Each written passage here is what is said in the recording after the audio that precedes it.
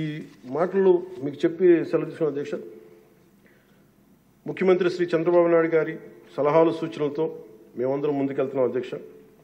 అదేవిధంగా ఎన్ని ఆర్థిక ఇబ్బందులు ఉన్నప్పటికీ ఎన్నికల్లో ఇచ్చిన హామీలని చిత్తశుద్ధిగా చేసేలాగా నిరూపించుకుని మనకు పూర్తి చేసేలాగా ఒక్కొక్క అడుగు వేస్తూ రాష్ట్ర ప్రభుత్వం పనిచేస్తూ ఉంది.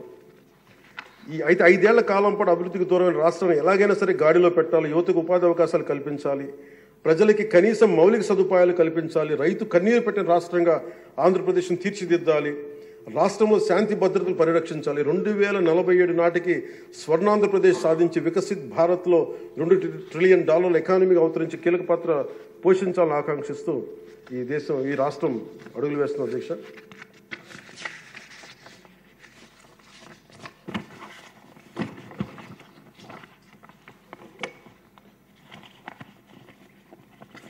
చాలా నలిగి వచ్చాము అధ్యక్ష. మీ మీద కూడా కేసులు పడ్డాయి, మిమ్మల్ని కూడా ఇబ్బంది పెట్టారు. ఇలాంటి సమయంలో one caution all of us, వ్యక్తిగతంగా నేను తీసుకున్న అధ్యక్ష, నా పార్టీ వ్యక్తులు కూడా చెప్తా ఉన్నాను, ఇది ప్రజలకు కూడా తెలియజేస్తాం. గత 5 సంవత్సరాల కాలం నలిగిపోయాం అధ్యక్ష. మేమందరం గౌరవ ముఖ్యమంత్రి గారు ఎంత నలిగిపోయారు మనందరికీ తెలుసు. ఎంత ఇబ్బంది పడ్డారు, ఇంట్లోంచి ఆడవాళ్ళు బయటికి రావాలంటే ఇబ్బంది పడ్డారు, రాష్ట్రంలో నవ్వు లేదు, భయాలు ఉన్నాయి. అలాంటి స్థాయి నుంచి మేమందరం కలిపి ప్రజల విశ్వాసాన్ని చెరుకున్నాం అధ్యక్ష. వీళ్ళు నిలబడతారని ఒక మనందరం తీసుకోవాల్సిన మా అందరికీ కూడా నేను పదే నాకు చెప్పుకుంటాను అధ్యక్ష. అది సంకీర్ణ ప్రభుత్వాలు చాలా ఛాలెంజింగ్ అధ్యక్ష. ఒక పార్టీ అయితే ఇబ్బంది లేదు, కానీ మన అదృష్టమో ఏదో దురదృష్టమో తెలియదు, కానీ సంకీర్ణ ప్రభుత్వం వచ్చింది మనది. అది ఎటు తీసుకున్నా కానీ our commitment is for people అధ్యక్ష. ఎన్నిసార్లు కూడా చాలాసార్లు గౌరవ ముఖ్యమంత్రి గారికి నన్ను ఇబ్బంది పెట్టి చాలామంది చాలా రకాల వ్యాఖ్యలు చేసినప్పటికీ కూడా మేము ఎందుకు బలంగా కలిసి ఉంటాం అనడానికి ఇది వారి గురించో నా గురించో లేదంటే లోకేష్ గారి గురించి ఇంకెవరి గురించే కాదు. ఇది we have committed for people అధ్యక్ష. మేము ఆంధ్రప్రదేశ్ ప్రజల కోసం మేము నిలబడి ఉన్నాం అధ్యక్ష. ఇబ్బందిగా ఉంటాయి కొన్ని కానీ సంకీర్ణ ప్రభుత్వం కలిసి లేకపోతే మటుకు ప్రజలకి మేము ద్రోహం చేసిన వాళ్ళం అధ్యక్ష. ఎట్టి పరిస్థితుల్లో కూడా అధ్యక్ష మేము మీకు మాటిస్తున్నాం, ప్రజలకు మేము మీ ద్వారా మాటిస్తున్నాం. మాలో ఎన్ని ఇబ్బందులు ఎన్ని ఇట్లాంటివి వచ్చినా, ఎవరైనా మాట్లాడిన గౌరవ సభ్యులు ఎవరైనా మాట్లాడిన మేము వీటిని అధిగమించి ప్రజల మన్నను చూరుకొని 15 సంవత్సరాలు ఖచ్చితంగా మా ఎన్డీఏ ప్రభుత్వం ఉంటుంది. ఎన్ని ఇబ్బందులు ఉన్నప్పటికీ కింద పడతాం, మీద పడతాం, అవి మా ఇంటి విషయాలు అధ్యక్ష. అవి మన ఇంటి విషయాలు, అవన్నీ మన ఎన్డీఏ కూటమి విషయాలు, మన కుటుంబ విషయాలు. కింద పడతాం, మీద పడతాం, ఒక మాట అనొచ్చు, ఇంకోటి అనొచ్చు, నాకు ఏం అభ్యంతరం. కానీ ఇంకొకసారి మటుకు గవర్నర్ గారికి గౌరవం ఇవ్వని వ్యక్తుల పార్టీ మటుకు ఈ సభలో అడుగు పెట్టకూడదు. వాళ్ళకి ఇప్పుడు అధికారం రాదు. దీంట్లో మనం ప్రజాస్వామ్యం కేవలం ఎన్నికల విజయాలతో పరిపూర్ణం కాదు అధ్యక్ష. మంచి పరిపాలన అందించాలంటే జవాబుదారీతనంతో కూడిన చర్చలు అవసరం అధ్యక్ష. ప్రతిపక్షం అనేది లేదు. నేను చెప్పాను, మాకంటే ఒక సీట్ వచ్చినా మీరు ప్రతిపక్షంలో కూర్చున్నారు కానీ నేను సంతోషంగా ఉంటానంటే పాపం లేదు. మీ ప్రజలు మీకు ఇవ్వలేదు అవకాశం లేదు. మాకు దామాషా పద్ధతి ప్రకారం పర్సంటేజ్ ప్రకారమే మాకు ఓట్లు మాకు ప్రతిపక్షం కావాలంటే they should go to Germany అధ్యక్ష. అక్కడ ప్రాసెస్ ఉంది, అక్కడ ఫెసిలిటీ ఉంది, అక్కడ సౌలభ్యం ఉంది. మీరందరూ తలా ఒక కాంట్రిబ్యూషన్ చేసిన సభ్యులందరూ వాళ్ళకి కూర్చొని ఫ్లైట్ టికెట్ వేసి పంపిస్తాం అధ్యక్ష. అంటే ఇక్కడ మనకున్న, అంటే మనం సరదాగా మాట్లాడుకున్న మనకున్న బాధ్యత, మనమే అధికార పార్టీ, మనమే మన గౌరవ ముఖ్యమంత్రి గారు చెప్పారు అధ్యక్ష, మనమే ప్రతిపక్షంగా కూడా ప్రవర్తించాలని. అంటే నిర్మాణాత్మక ప్రతిపక్షంగా యాజ్ ఎ కాన్షియస్ కీపర్గా. సింగపూర్లో మనకు తెలిసి PIP, people's action party, which is initiated by great leader Lee Kuan Yew, స్వీయ నియంత్రణ కోసం వాళ్ళు అధికారంలో ఉండటం కారణంగా స్వీయ నియంత్రణ కోసం అధికార పార్టీలోని విభిన్నమైన అభిప్రాయాలతో కూడిన చర్చలు చేస్తారు అధ్యక్ష. భారతదేశ స్వాతంత్రం వచ్చాక పార్లమెంటు మొట్టమొదటి సమావేశ సందర్భం ప్రస్తుత సభకి ప్రజలు ఇచ్చిన తీర్పును ప్రతిబింబిస్తుంది. అప్పుడు ఇతర పార్టీ నుండి గెలిచిన అంబేద్కర్ గారిని న్యాయశాఖ మంత్రిగా నియమించారు. ప్రతిపక్ష జనసంఘ చెందిన శ్యాంప్రసాద్ ముఖర్జీ నెహ్రూ గారు మంత్రివర్గంలో చేర్చుకున్నారు. వారు బాబు రాజేంద్ర ప్రసాద్ గారిపై అనేక నిర్ణయాలపై విభేదించేవాళ్ళు. ఎమర్జెన్సీ తర్వాత వచ్చిన ప్రభుత్వంలో కాంగ్రెసేతర పక్షాలు వాజ్పేయి గారు కానీ, మొరార్జీ దేశాయ్ గారు కానీ, చరణ్ సింగ్ గారు విభిన్నమైన పక్షాలు భాగస్వామ్యం అయినాయి. నేటి ఆంధ్రప్రదేశ్ పరిస్థితి స్వాతంత్రం సిద్ధించిన తర్వాత లేక ఎమర్జెన్సీ తర్వాత దేశ పరిస్థితిని గుర్తు చేస్తున్న అధ్యక్ష.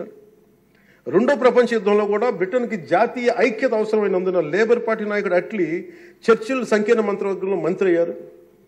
మా పార్టీ, మా కూటమి పాత తరం విలువలతో కూడిన రాజకీయం చేస్తాం అధ్యక్ష. అందుకే ఈ ఇబ్బందుల్లో మేము నిలబడతాం.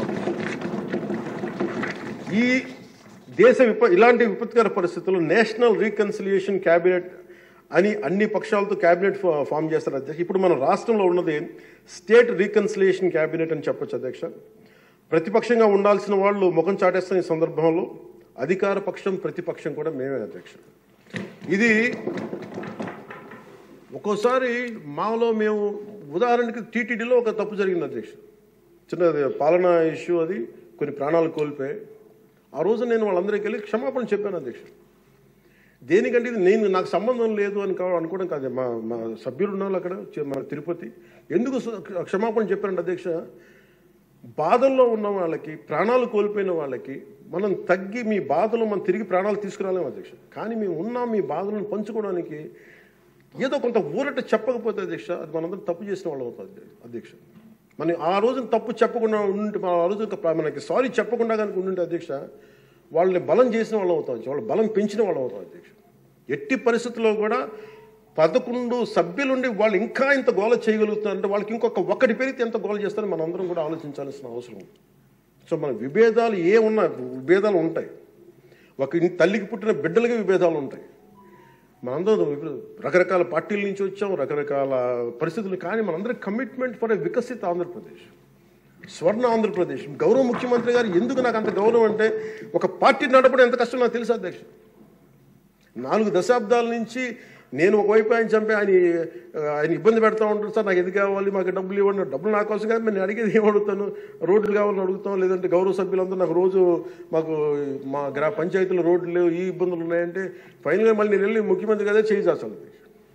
ఆయనేమో పయ్యావుల కేశవ్ గారి వైపు చూస్తారు. ఉదాహరణకి మీకు ప్రతిసారి ఇబ్బంది ఉంటుంది అధ్యక్ష. కానీ వీటన్ని అధిగమించాలంటే we have to show our collective commitment and leadership to the state of Andhra Pradesh and to its people. That is very essential from ఇది మనం. ఎందుకంటే ప్రతిసారి బ్యూరోక్రాట్స్ కూడా మనం బలంగా ఉంటేనే బ్యూరోక్రసీ కూడా చాలా బలంగా పనిచేస్తుంది అధ్యక్ష. అందుకే బ్యూరోక్రసీ కూడా కూర్చోబెట్టి వాళ్ళు వింటలేదంటానికి వీళ్ళు ఉండరేమో అని అనుకుంటే మటుకు వాళ్ళు కూడా వదిలేస్తారు. అందుకని మన commitment for people should be very strong and should be have to show hour great resilience. అందుకని మనందరం కూడా ఇబ్బందులు ఉన్నా కానీ ఒక మాట అనుకుందాం, చేద్దాం. కానీ మన commitment for people should not waiver, not even inch. That's what I believe in అధ్యక్ష. ఇది మీ దృష్టికి ఒకటే తీసుకొచ్చి ముగిస్తాను అధ్యక్ష. కంఠంలో ప్రాణం ఉన్నంత వరకు we will work for the state development, state prosperity, for people of Andhra, and we die for the nation.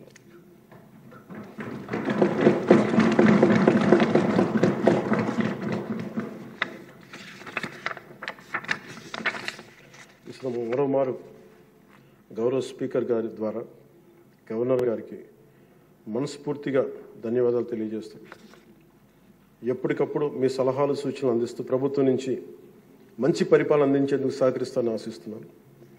ముగింపు వాక్యాలుగా ప్రధాన శ్రీ నరేంద్ర మోదీ గారి మాటల్ని గుర్తు చేసుకుంటున్నాం.